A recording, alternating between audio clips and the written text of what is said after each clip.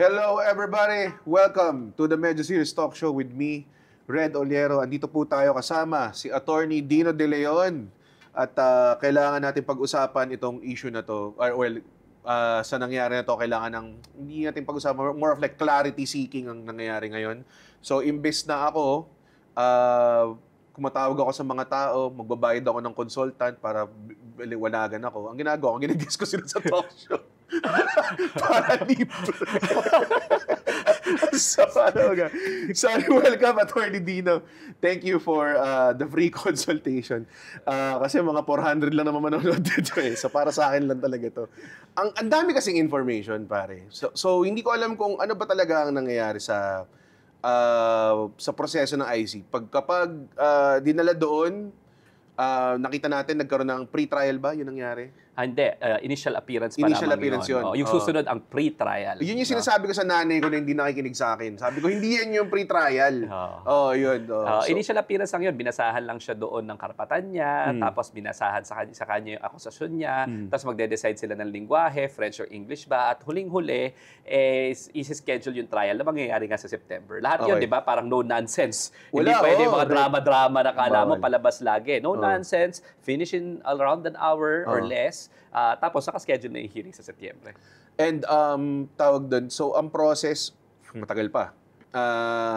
September 23 pa ang pre-trial. Ang pre-trial, ang determine doon is if there's substantial evidence to believe that the crime has been committed and he is the one who committed it. Yun lang yung titingnan doon. Pero tingnan mo ang tagal noon, sabi nga natin. Pero bakit nga ba matagal? Yun nga. Yun siguro yung mga tinatanong ng mga tao eh. May NBA Finals pa bago mangyari yun. Mangyari lahat. Magkakaroon pa ng eleksyon, magkakaroon pa ng impeachment trial, di ba?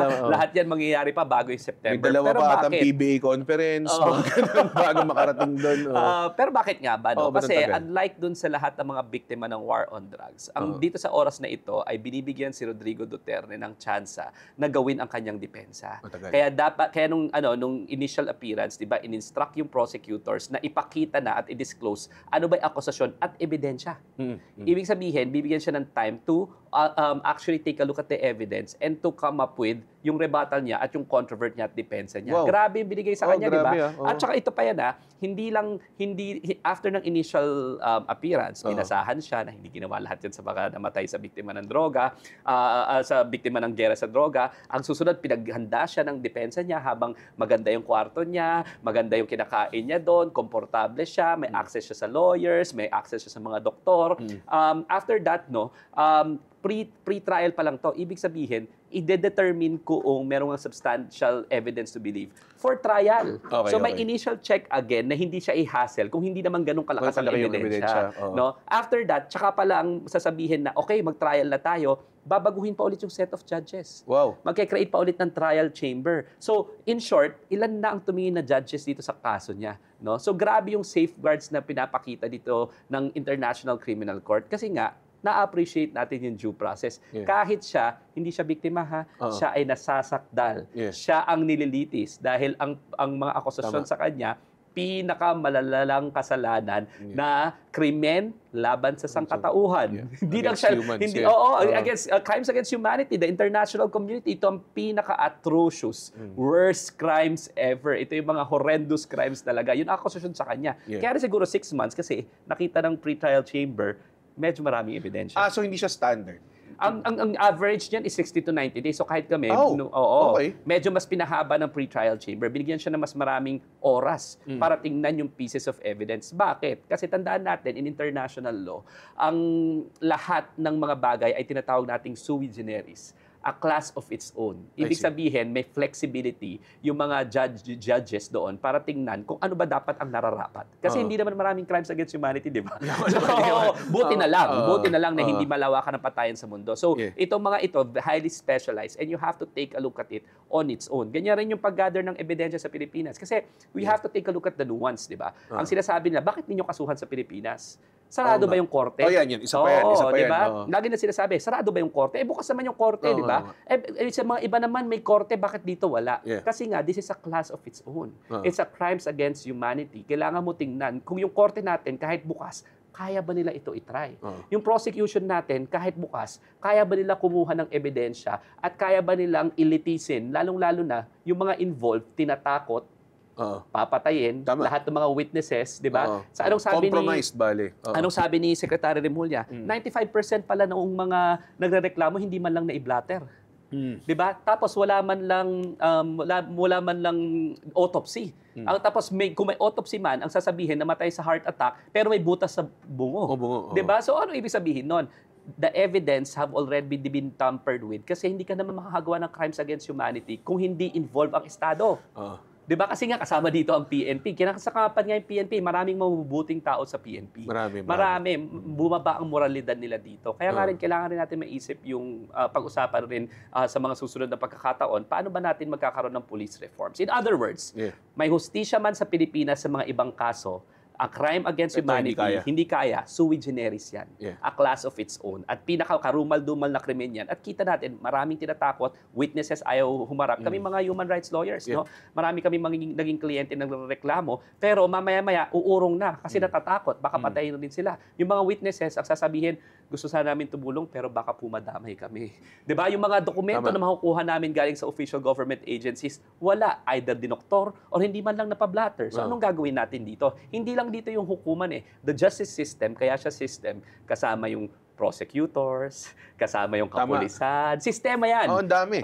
Hindi lang yung korte. Tapos ilang abogado ba ang namatay? Nung 6 years ni Rodrigo Duterte, 61 to 66, magkakaiba ng bilang yan. No? Ang huli kong narinig is 66 lawyers. Kahit na pagsama-samahin mo ang namatay sa Iraq, sa Afghanistan, at lahat ng mga war-torn countries, mas maraming namatay na abogado sa Pilipinas. So talagang a class of its own yan. So the justice system, huwag tayong mahiya kung sasabihin natin, hindi natin kaya kasi wala pa tayong experience dito at tayo nga yung tinakot eh. Tayo nga yung biktima. It's our society that is the victim. Kaya talagang hindi capable. Kaya nga alam mo yung sinabi ni Secretary Remulla na mukhang hindi kaya. Katotohanan naman yun, harapin natin yung wag tayong balat sibuyas na akala mo kaya natin lahat. Diba? Crimes against humanity, the country has been victimized, the society has been victimized. We have to admit whether we can or cannot try this. And my honest opinion, we cannot.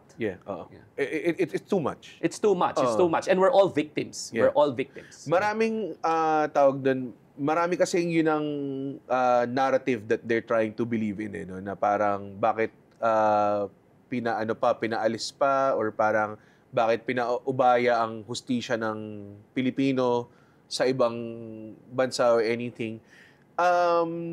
Is it very hindi pa talaga siya pangkaraniwang nangyayari kapag merong something na ganito kalaki.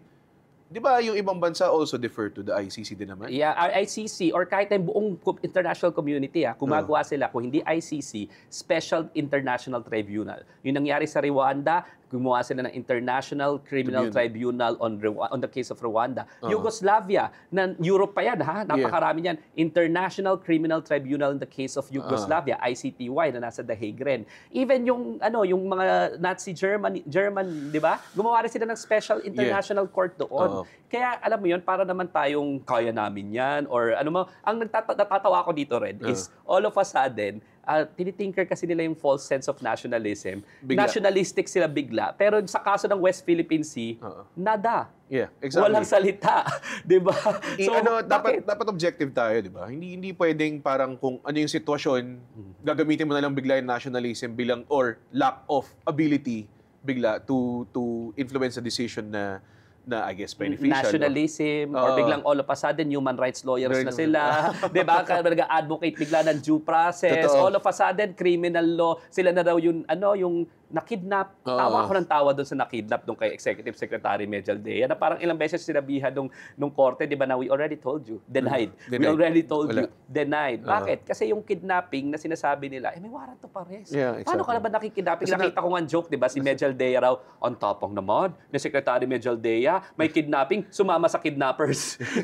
Sumakay sa aeroplano ng kidnappers, nagpa-kidnap. Alam niya palang kidnapping ito eh. Bakit siya nagpa-kidnap? It doesn't make sense. Willingly. It doesn't make sense, contrary to human experience. Pinakamagandang mode of transportation ng kidnapper na nakita ko sa Kaya buong buhay. private jet, may kasamang food. Hindi pa nga ako nakakatungtong sa private jet buong buhay ko. Kaya nga, di ba? Tapos may kasamang pagkain, treated very well, di ba? So, ano klaseng kidnapping ang may warrant of arrest? Okay, himayin natin ha. So, sinabi mo kanina, usually 60 to 90 days from first appearance to pre-trial. So, nung narinig nyo yun as human rights lawyers, nung narinig nyo na it would take until September before pre-trial, what does that mean?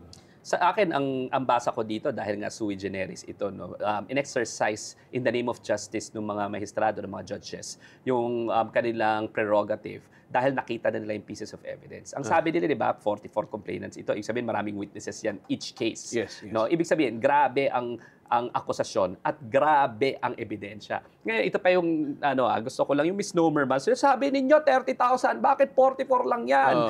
Nakakatawa naman kayo, mas marami pang namatay doon sa 44 or whatever, 43, di ba? Ganyan sila eh.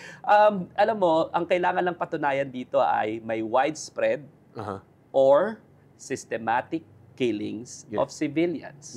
Widespread or systematic killings. Kahit na 5 yan, kung mapapakita mong may widespread or systematic, sufficient na yan. Napakarami na nga nung 43. Tsaka huwag nyo naman siguro minamalit yung 43 na pinatay at namatay. Isa nga lang, pwede ka na mag-reclusion perpetua. Ito, 43 cases, mas marami pa. Pero pag napakita nila yung widespread or systematic, automatic crimes against humanity na yan. Dito nga sa kaso ni Rodrigo Duterte at saka yung malawakang patayan sa ilalim ng gyera laban sa droga supposedly, Silang glock. ano siya, widespread and systematic. Okay. Hindi or. Isa lang ang kailangan patunayan. Dito kayang-kayang patunayan na widespread and systematic. Bakit widespread? Kitang-kita mo na ang dami na mamatay. Experience natin lahat yan. Systematic, may order, may direction. May order sila, may direction. Meron dito, di ba? Meron naman talagang executive order, meron ring police memorandum na ang nilagay nila na word is neutralize. Ang ibig sabihin ng neutralize sa police parlance ay, di ba? Pag sinabi mo, ina-neutralize na namin yung threat, pinatay na namin yung threat. Ibig sabihin, talagang wala. Yan yung, di ba, pinoint out ng Free Legal Assistance Group noong mga panahon na yun. So ibig sabihin malaki.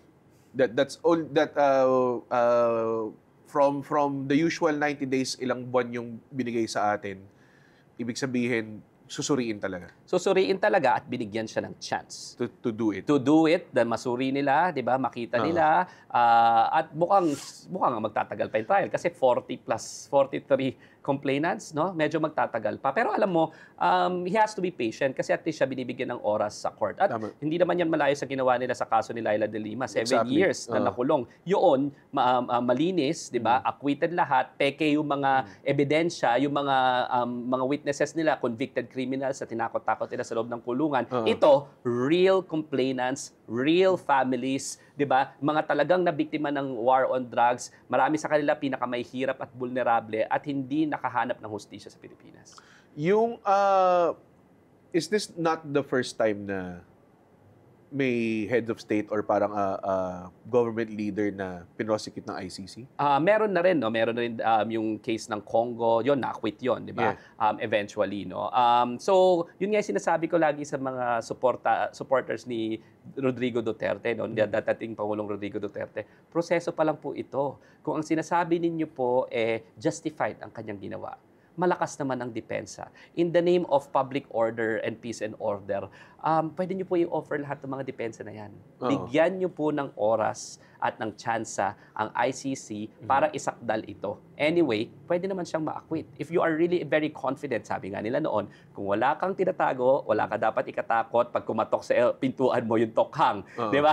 Ganon rin ito, di ba? Kung wala naman silang kinakatakot, wala naman tinatago, edi let the process take its place. Hindi yung inuhusgahan ninyo niya.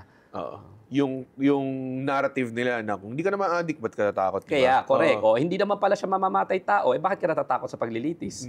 Yun yung ano rin. So last time, isa sa mga in-interview namin dito si Laila de Lima, and noong time na yun, it was the time na I think nag-appear si Rodrigo Duterte dun sa Congress ba or something, parang ganun. And then he just started confessing or saying that, thinking na, ewan ko kung anong move yun or whatever. Do you think that will also kind of like be taken into account by the ICC? Ang tawag dyan, Red, di ba? Hubris. Yes, hubris. Akala mo hindi ka matutunton ng hustisya. Di ba? Anong sabi niya doon? And I quote, "Pinabibilis ako nga po, baka hindi po ako maabutan eh." Pagdating po dyan, tinatanong siya, di ba? Sipain ko. Sipain ko pa po sila, madam. Sampalin ko po sila, ma'am, di ba? Hubris eh. Tignan mo, nung pagbalik niya sa paggaling Hong Kong, akala niya walang warrant of arrest, yun daw ang sabi. Hubris eh. Kasi alam mo, nalasing sa kapangyarihan. Siguro, this is a good precedent setting and example rin siguro para sa ating mga leaders na hindi po kayo hari, ang meron po kayo ay hiram na kapangyarihan lamang galing sa tao. At ultimately, you have to be careful in wielding your power. Kasi darating ang panahon, huhusgahan ka, susukatin ang iyong mga nagawa, at magkakaroon ng judgment. Diba? Ako, napakagandang araw para sa hustisya, yung mga oras na hinuli si Rodrigo Duterte. Kasi it shows na yung kapangyarihan can be held accountable to. Na hindi ka pwedeng maghari-harian, hindi ka pwedeng abusado, akala mo kung sino ka. Because one day, if you did something wrong, justice will hunt you and there will be a day of accountability. Ang sabi nga nila Aida de la Dilima, di ba? There will always be a day of reckoning. Yes. Oo, grabe. And right now, we're awaiting the September 23 date. Sobrang tunog na nung date na 'yon. According to you, ICC will present the evidence they have to them. The prosecutor of the ICC. The prosecutor will so kumbaga parang ito yung kumbaga parang in-expose, ganun bang level? Like tipong, ito yung battle plan ko, paghandaan mo ako? Ganun? Yes, ganun talaga yun. Kasi disclosure naman talaga eh. Kasi alam mo, hindi naman dapat yung fishing expedition nangyayari. Dapat, meron ako, may karapatang kandepensahan. So the accusations, kaya naman di ba even in our so hindi siya parang madramang courtroom na biglang may darating na surprise witness? Hindi dapat ganun eh. Bawal actually yun even in our trials in the Philippines. Okay. In fact, di ba? Masyado pelikula. Di ba, ang gagawin nga sa'yo, bago pag akusado ka, babasahan ka ng akusasyon sa'yo. Tama. So alam mo exactly kung ano yung inaakusa sa'yo para mapaghandaan mo rin sa depensa mo. No? So yun dapat talaga. Kaya in order yung prosecutor na 7 days, kailangan i-disclose lahat ng mga niya. In fact, pwedeng ma-dismiss yung kaso kung hindi i-disclose ng prosecutor. Yung mga ebidensya. So kunwari kung hindi niya sinunod yung due process, it means null and void tong yes. na to. Oo. Madi-dismiss kasi hindi ka sumunod doon sa order at saka matatrump mo yung right nung akusado to a fair trial. Nakita mo yung beauty ng due process. Oo nga grabe. Nakita mo yung beauty ng due process. And then the prosecutor is from where? ICC, UK lawyer rin yan, si Khan, no? Di ba dati si Bensouda, yung African lady na minura-mura rin ni Rodrigo Duterte, di ba? Ito ngayon, pinalitan na siya. Okay. So, he will come in. And then, do you think they've been working on this before pa? Oo, kasi ilang prosecutors na rin yan. Tsaka may mga full-time may mga full-time staff rin naman yung ICC who has been working in this case. In fact, nung nag-aaral ako doon sa The Hague Academy, pagkatapos sabi ko, ganda naman dito, mag-stay kaya ako. So nag-check ako ng mga opening, di ba? Pero doon sa mga, dati ang prioritization kasi, ICC member state. Di ba? Hindi na rin naman tayo member state. Yun yung una. Pangalawa, yung mga vacancy para sa Pilipino, mga Cebuano translator, Bisaya translator, ay sabihin nun. Naghahanda na talaga sila para sa trial nung simula pa lang at saka sino makakapagpaintindi sa kanila ng mga ebidensyang nakuha mga sinasabi niya, gano'n. Noon pa yun, ha? So matagal nang pinaghahandaan ito ng ICC, no? Ng ICC Office of the Prosecutor. I see. Grabe. Ang ang intense niya. Ngayon lang ako nakakita ng, ewan ko ba, hindi ko alam kung baka dahil sanay lang ako dito. Pero, it's a very refreshing take, no? And to see a lot of people try to take it down and spread different kinds of narratives para lang how do you say this? Para tanggalin yung credibility ng ICC.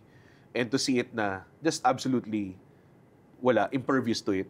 Diba? It's very refreshing, I think. Pero kung makikita mo, di ba, grabe yung pagkalat ng fake news to just tear it down. Grabe. As in, ang lala, no? Sabi nga, ang estima namin dito, around 100 million pesos ang ginagastos ng kabilang kampo. A month. Para lang mapaandar yung fake news machinery. Pero siguro, ang apelan lang natin sa ating mga kababayan, kahit na sinuportahan mo si Rodrigo Duterte, we will have to live with them. They are victims too. Diba?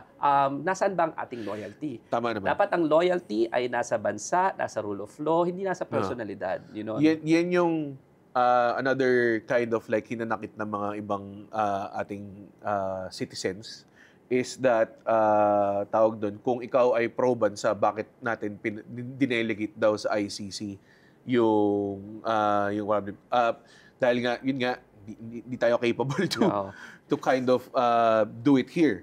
Hindi, right? Tsaka may mas ano pa dyan, no? Punto rin dyan, no?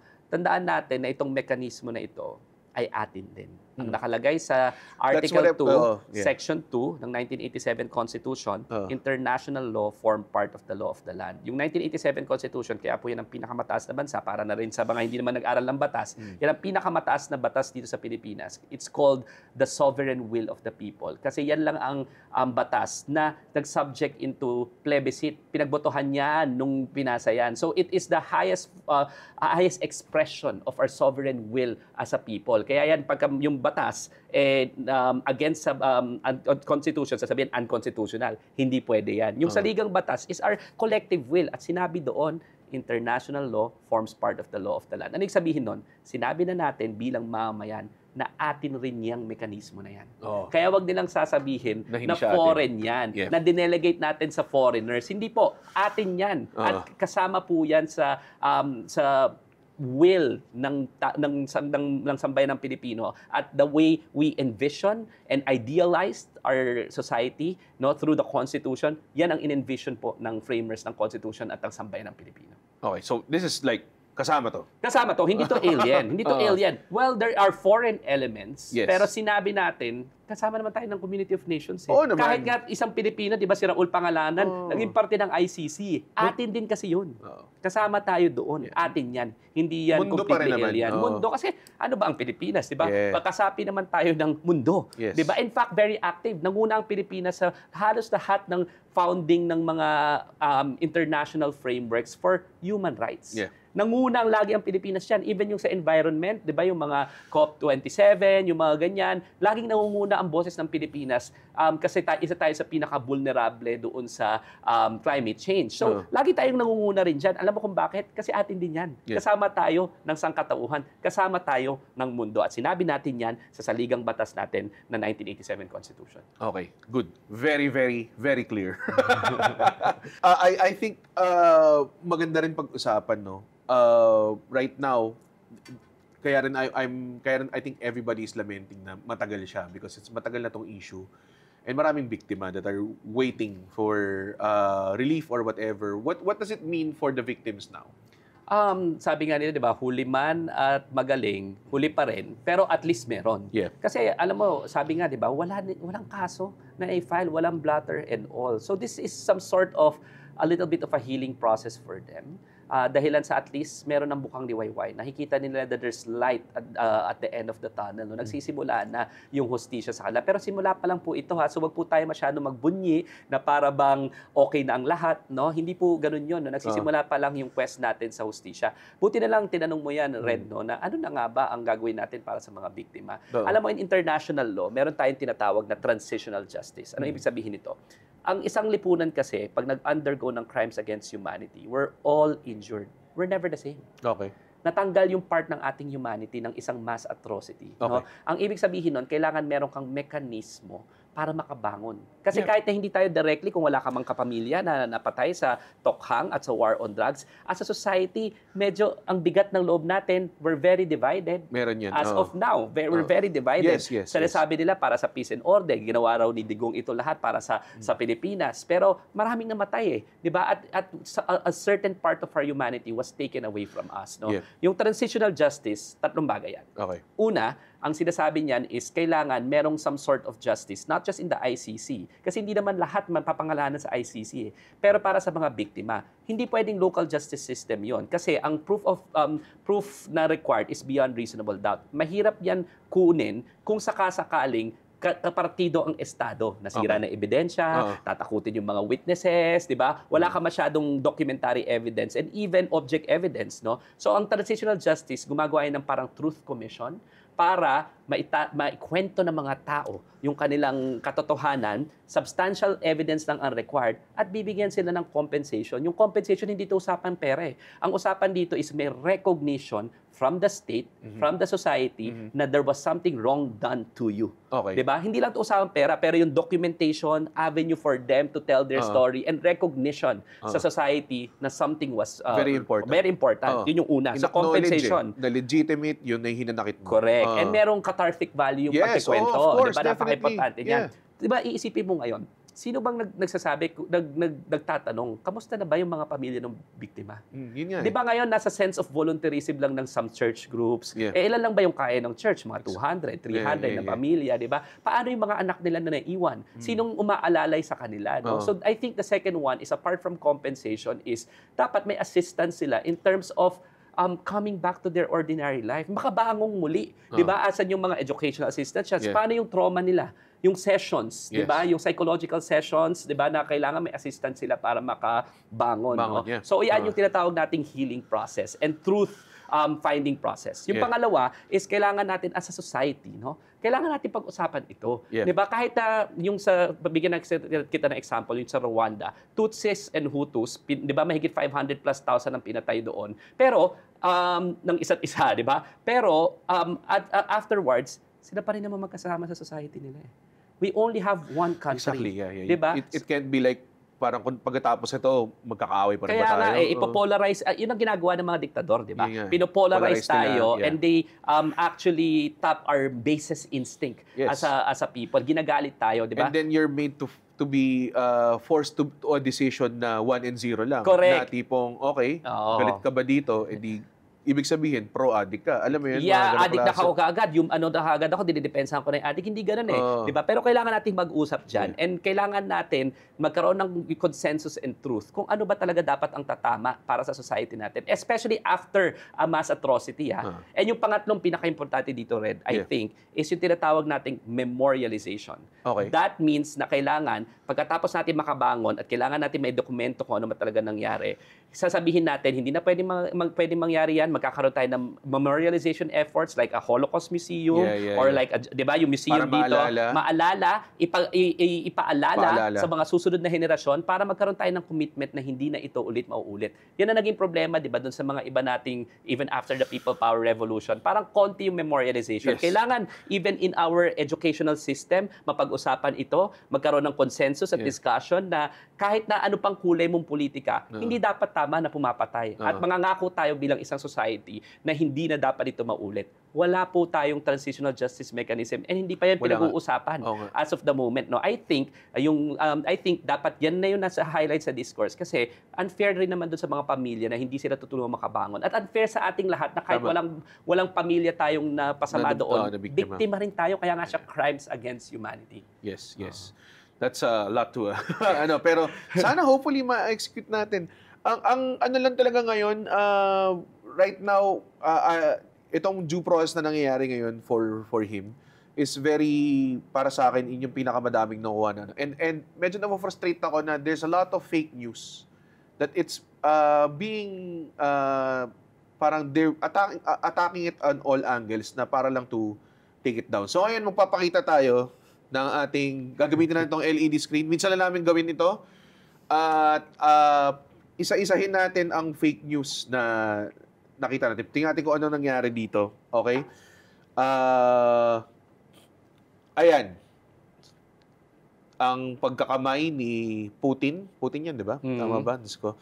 At ni Rodrigo Duterte, nagsasabi daw na si Putin, sabi niya, wala daw peace talks kung makulong daw or maano daw sila. Totoo ba yan o hindi? Isang malaking kapekean, no? Pero grabe rin yung effort nila, no? Na para ba namang hindi ito madaling mag-google. Pero unfortunately, marami pa rin nauuto dito, no? Isang malaking kasinungalingan, walang ganyang mensahe si Putin. Tsaka tingin mo may pakialam siya?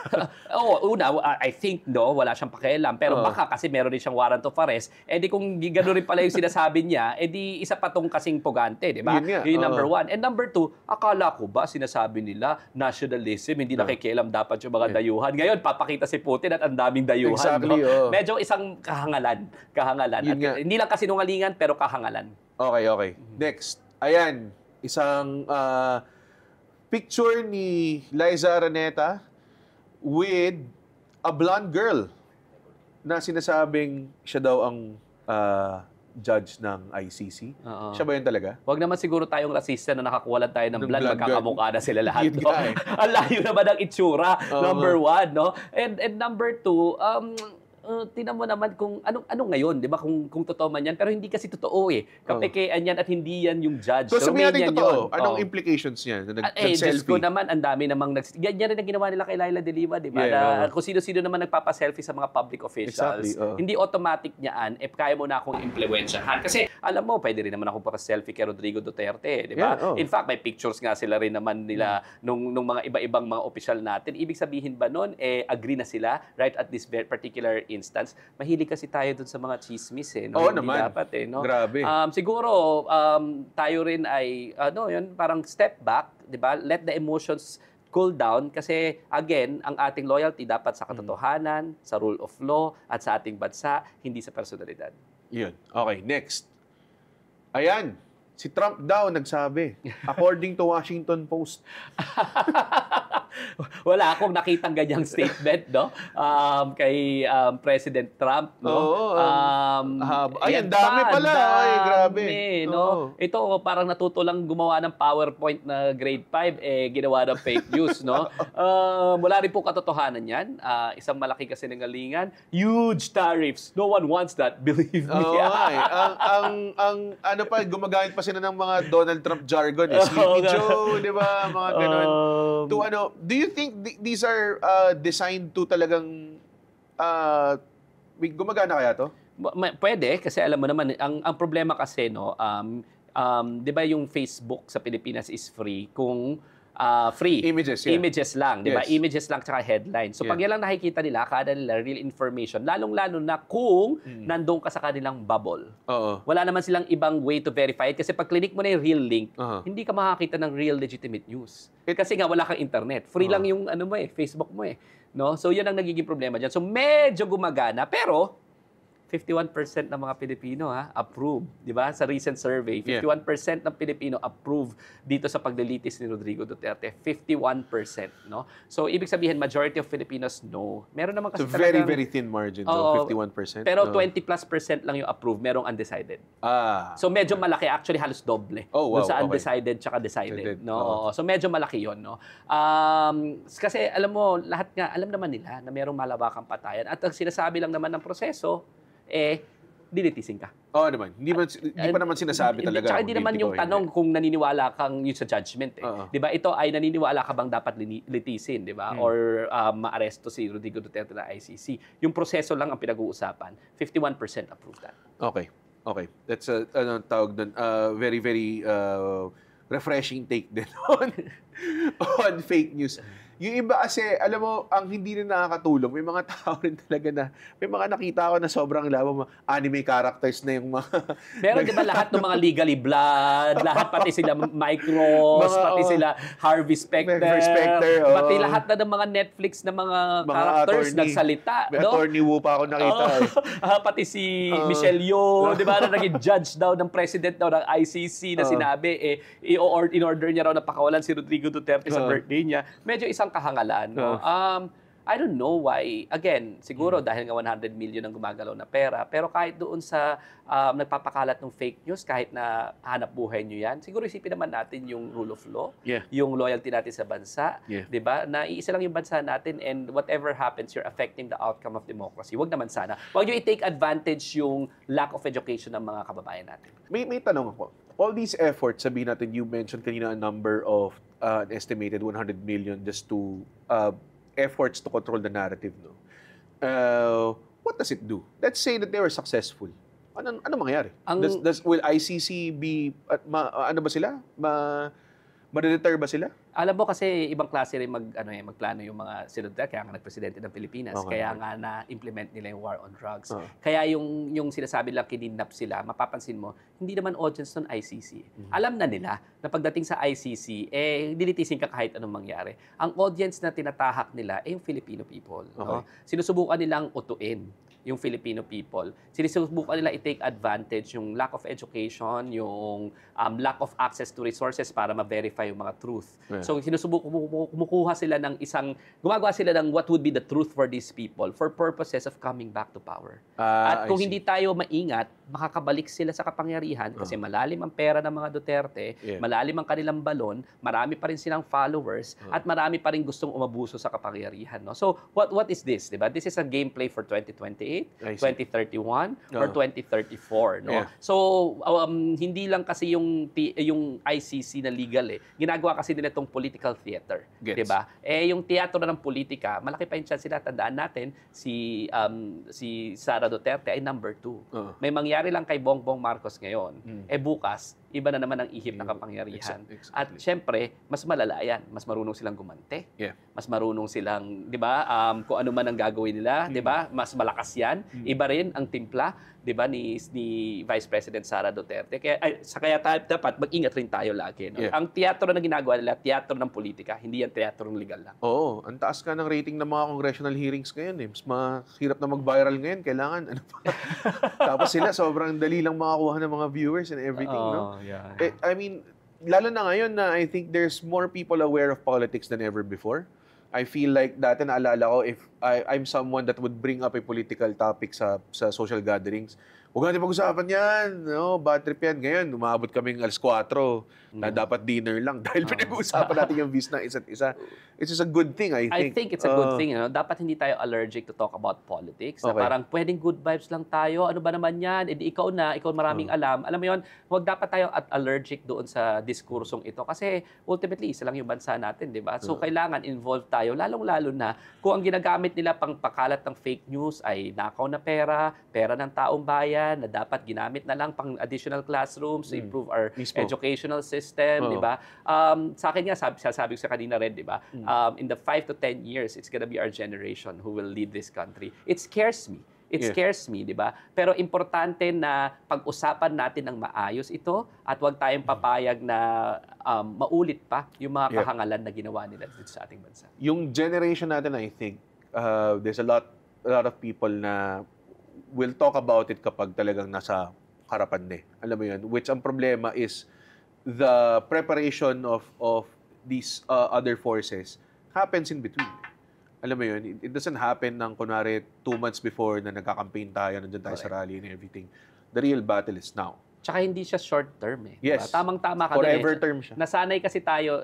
Democracy is a constant experiment. Diba? In order for us to strengthen democracy, kailangan 2 bagay. No? Yeah. Una, kailangan hard work. Yes. Ibig sabihin, hard work in building the institutions. Yes. No? That means that we ought to be really patient. Diba? Hard work and patience sa institusyon natin. Minsan, mabagal yan, pero long-term kasi yan no? And second is, kahit na sometimes hindi nagde-deliver ng outcome na gusto natin, we adhere to its principles still. No? Yes. Otherwise, hindi mo mabibuild yung institusyon. So actually, yung demokrasya, malaking patience yan, at importante yung prinsipyo, wag mong i-compromise. Ang gagawin nila is, again, they will appeal to our basis instincts. Sabihin, gawin na nila tayong impatient as a people para kalimutan natin yung prinsipyo, no? Long term ito. Kaya kailangan pag-isipan natin yung long term, hindi yung nandyan lang 6 months before, 5 months before, tsaka lang tayo magpe-prepare. Nagpe-prepare sila araw-araw kasi hindi sila bababa sa kapangyarihan. At mas malalim yung balon nila. Kaya dapat we have to be strategic rin in mobilizing. Huwag natin kalimutan. Yun din. So, thank you, Attorney Dino. Very refreshing. Di mo na ako makikinig sa fake news. Di ko mo na i-share. Pero it's refreshing to see na parang all these narratives hindi ma-shake yung ICC. Pero yun nga, it's becoming a tawag doon parang launchpad, no, for future moves, no. So talagang let's be more vigilant and sana magbigay tayo ng pake forever, hindi yung tipong kung kailan lang kailangan. Tsaka sana yung 400 mo na manonood, sabi mo, naliwanagan. Sana. Against sa fake sana news. Sana kayo, 400 yan Kahit mga 10% lang. Nakatulong ako. Sorry. The Medyo Serious Talk Show is on every Tuesday at 1 News at 9 p.m. Kung wala kayong TV tulad ko, punta kayo sa YouTube, type nyo lang Medyo Serious Talk Show. Lahat po ng episode nandun. After nyo panoorin ng episode na to, baka gusto nyo panoorin din yung iba naming episode. We have a good one with Senator Laila de Lima, former Senator Laila de Lima before. Ayun, check that out. And a lot more. Di lang to tungkol sa politics. Ang dami-daming topics namin kino-cover. So please, puntahan nyo, mag-view kayo para di ako masisante. Thank you so much. Thank you. Thank you, man. Thank you. Okay.